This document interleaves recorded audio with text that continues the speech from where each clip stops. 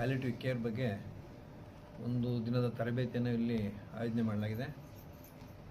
ಈ ಒಂದು palliative care ಬಗ್ಗೆ ಒಂದು ದಿನ ತರಬೇತಿಗೆ ಆಗಮಿಸಿದಂಥ ಮತ್ತೆಲ್ಲ ನನ್ನ ಆಶಾ ಕಾರ್ಯಕರ್ತರು ಮತ್ತು ಆಸ್ಪತ್ರೆಗಳ ಸಿಬ್ಬಂದಿ ವರ್ಗದವರು ಮತ್ತು ವೇದಿಕೆ ಮೇಲೆ ಮತ್ತೆಲ್ಲ ಸ್ವಾಮಿ ವಿವೇಕಾನಂದ ಯೂತ್ ಮೂವ್ಮೆಂಟಿನ ಎಲ್ಲ ಸಿಬ್ಬಂದಿ ವರ್ಗದವ್ರಿಗೂ ನಾನು ಬೆಳಗಿನ ಶುಭೋದಯವನ್ನು. ಪ್ಯಾಲಿಟಿವ್ ಕೇರ್ ಅನ್ನೋದು ಒಂದು ಹೊಸದಾಗಿ ಒಂದು ನಮ್ಮ ಆರೋಗ್ಯ ಇಲಾಖೆಗೆ ಇಂಟ್ರೊಡ್ಯೂಸ್ ಆಗಿರೋಂಥ ಒಂದು ಹೊಸ ಕಾರ್ಯಕ್ರಮ.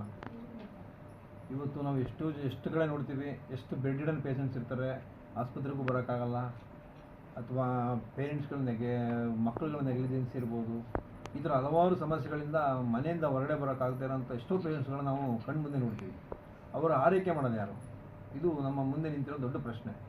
ಸೊ ಅದಕ್ಕೋಸ್ಕರ ಮನಗಂಡು ಇವತ್ತು ರಾಜ್ಯ ಸರ್ಕಾರ ಉಪಶಮನ ಆರೈಕೆ ಅನ್ನೋ ಒಂದು ಕಾರ್ಯಕ್ರಮ ಮಾಡಿ, ಅದರಲ್ಲೂ especially Swami Vivekananda youth movement ಅವರು ಒಂದು ಡಾಕ್ಟ್ರು ಮತ್ತು ಒಂದು ಸ್ಟಾಫ್ ನರ್ಸು ಒಂದು ವೆಹಿಕಲ್ ಸಮೇತ ನಾವು ಯಾವುದೇ ಬೆಡ್ ರಿಡನ್ ಪೇಷಂಟ್ ಇದ್ದರೂ ಅವರಿಗೆ ಹೆಸರು ಮತ್ತು ವಿಳಾಸ ಮತ್ತು ಫೋನ್ ನಂಬರ್ ಕೊಟ್ಟರೆ ಅವರು ವಾರಕ್ಕೆ 2 ಅಥವಾ 3 ಬಾರಿ ಭೇಟಿ ನೀಡಿ ಅವರ ಆರೈಕೆ ಮಾಡೋವಂಥದ್ದು ಬರ್ತಾಯಿದೆ. ಜೊತೆಗೆ ನಮ್ಮ ಎಲ್ಲ ಸಮುದಾಯ ಆರೋಗ್ಯ ಅಧಿಕಾರಿಗಳು ಸುಧಾ ಬೆಡ್ ರಿಡನ್ ಇರೋಂಥ ಪೇಷಂಟ್ಸ್ಗಳಿಗೆ ಮನೆಗೆ ಹೋಗಿ ಅವರಿಗೆ ಚಿಕಿತ್ಸೆ ನೀಡುವಂಥದ್ದು, ಡ್ರೆಸ್ಸಿಂಗ್ ಮಾಡುವಂಥದ್ದು ಮಾಡ್ಕೊಂಡು ಬರ್ತಾಯಿದ್ದಾರೆ.